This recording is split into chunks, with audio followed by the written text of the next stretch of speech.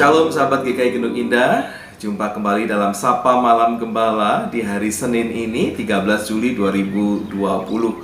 Damai sejahtera Tuhan boleh melimpah buat ibu bapak saudara. Kesehatan, berkat-berkat Tuhan boleh diterima.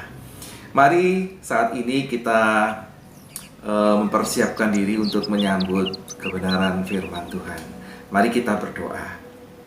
Ya Tuhan Allah kami yang di surga, terima kasih untuk pemeliharaan-Mu, terima kasih untuk hidup dan berkat yang boleh kami nikmati. Malam hari ini kami boleh kembali berjumpa dalam Sapa Malam Gembala. Kami rindu untuk mendengarkan sapaan firman Tuhan. Biarlah Engkau menolong kami, supaya firman Tuhan menjadi firman yang hidup di dalam Tuhan Yesus Kristus. Amin. Sahabat GKI Gendung Indah yang dikasihi Tuhan Yesus Kristus, kita sudah mengawali Sapa Malam Gembala pada malam hari ini dengan menyanyi lagu nomor 73. Beberapa waktu ini kita menyanyikan lagu-lagu yang asing dalam pendengaran kita.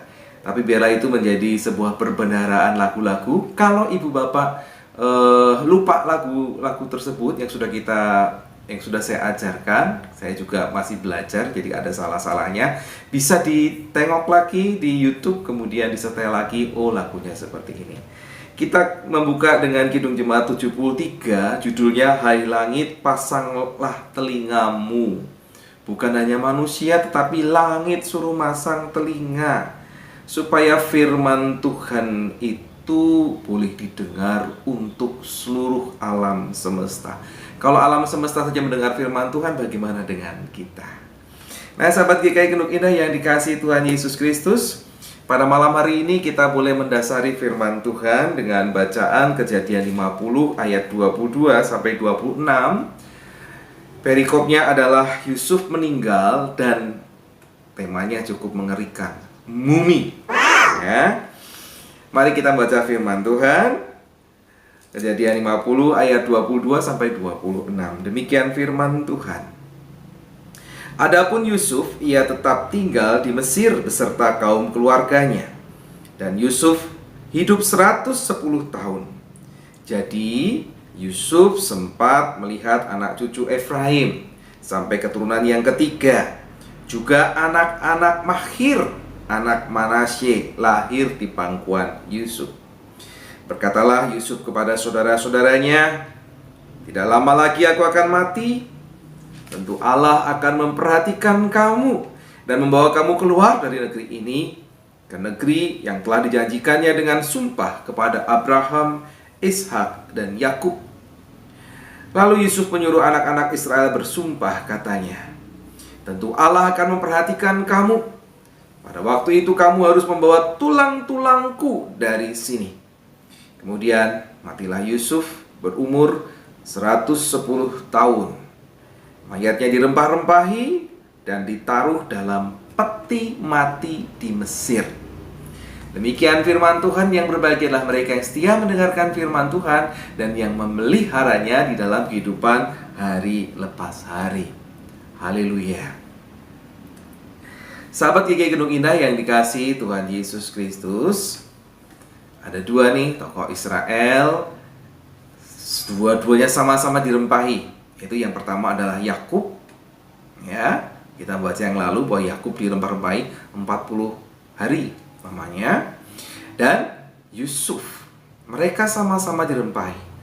Namun hanya jenazah Yusuf yang diinformasikan dimumifikasi.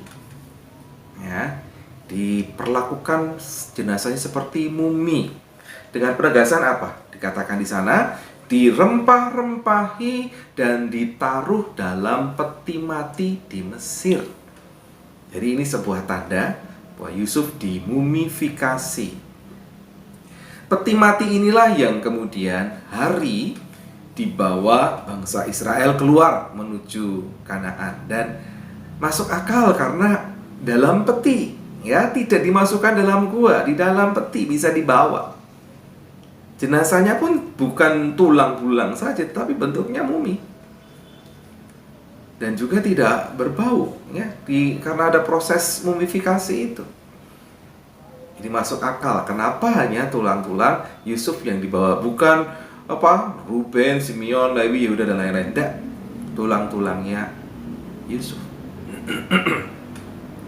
Jenazah Yusuf adalah satu-satunya mumi yang dibawa Israel ke tanah perjanjian, sebagaimana diwasiatkan oleh Yusuf menjelang akhir hidupnya yang kita baca tadi. Mumi itu apa sih? Nah, mumi itu setelah diproses mumifikasi ya. Mumi itu adalah jenazah yang diawetkan dengan rempah-rempah tertentu, dengan menghilangkan kadar kelembapan dari jenazah. Dan prosesnya cukup lama, mencapai 70 hari. Bandingkan dengan Yakub yang hanya 40 hari. Nah, proses mumifikasi itu 70 hari. Organ dalam jeroannya itu dikeluarkan, direndam dalam cairan tertentu, nanti diletakkan di dekat tubuhnya gitu ya. Nah, proses ini cukup lama tadi dan biayanya cukup besar, sehingga hanya kerabat bangsawan yang sanggup untuk memumifikasikan kerabatnya. Kenapa itu dilakukan? Karena mereka percaya bahwa ada kehidupan sesudah kematian, di mana yang disebut sebagai jiwa atau istilah mereka adalah ka, itu berada di dunia dewa ya. Sedangkan kepribadian atau ba mereka sebutnya itu harus bolak-balik. Siang bersama-sama dengan jiwa ya di dunia dewa, sedangkan malam kembali beristirahat ke dalam tubuh. Karena itu tubuh kasarnya harus tetap utuh, jangan sampai hancur. Karena itulah dilakukan mumifikasi. Itu percayaan mereka. Nah, jemaat yang dikasihi Tuhan, sahabat-sahabat GKI Gunung Indah, berbeda dengan orang Mesir. Orang Kristen, orang percaya tidak perlu repot harus memumifikasikan jenazahnya. Ya, karena apa? Karena Allah sendiri akan memberikan pada kita tubuh kebangkitan sesudah kita mati. Tubuh itu memang hancur, biarkan saja hancur. Tetapi pada waktu kebangkitan, sebelum berjumpa dengan Bapa di surga, maka pada saat itu kita diberikan tubuh yang baru, namanya tubuh kebangkitan. Pas mati nggak butuh itu tubuh itu, hancur biar saja. Tapi ketika nanti akan hidup kembali, berjumpa dengan Bapa di surga, kita diberikan tubuh kebangkitan. Jadi tidak masalah, itu dibakar, dikubur, dimasukkan di gua, tidak masalah, dihancurkan, tidak masalah. Karena Tuhan sanggup memberikan tubuh kebangkitan pada waktunya. Bukan hanya roh, bukan hanya jiwa, tetapi tubuh kebangkitan. Karena itu sahabat GKI Gunung Indah yang dikasihi Tuhan Yesus Kristus, bersyukurlah atas karya Allah bagi kehidupan kita saat ini dan ketika kita mati juga. Tuhan sudah mempersiapkan segala sesuatunya. Percayalah, sebagai orang-orang beriman, orang-orang percaya, kita boleh mendapatkan kebahagiaan dan damai sejahtera itu dengan tubuh yang sesuai fungsinya. Masih hidup di dunia, ya tubuh kita yang fana ini, ketika kita berada di surga dengan tubuh kebangkitan. Percayalah dan bersyukurlah. Tuhan Yesus memberkati. Amin. Mari kita berdoa. Kami bersyukur ya Tuhan untuk firman-Mu. Kebudayaan perawatan jenazah yang berbeda-beda tidak menjadi sebuah kendala bagi kami, karena kami percaya di dalam Engkau menjanjikan kehidupan yang baka, kehidupan yang eternal, tidak berakhir ketika kami mati.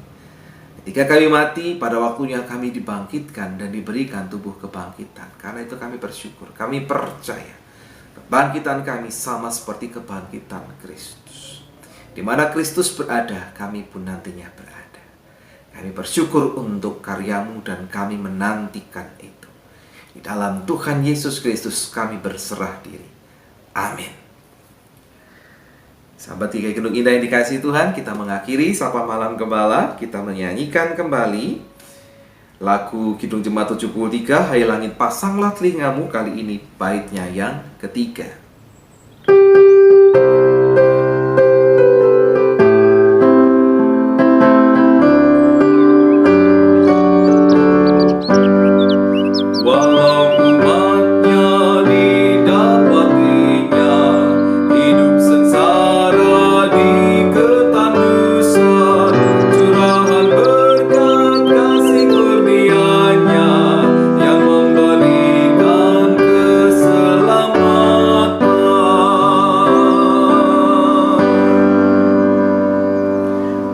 Sampai jumpa kembali esok hari. Tuhan Yesus memberkati. Amin.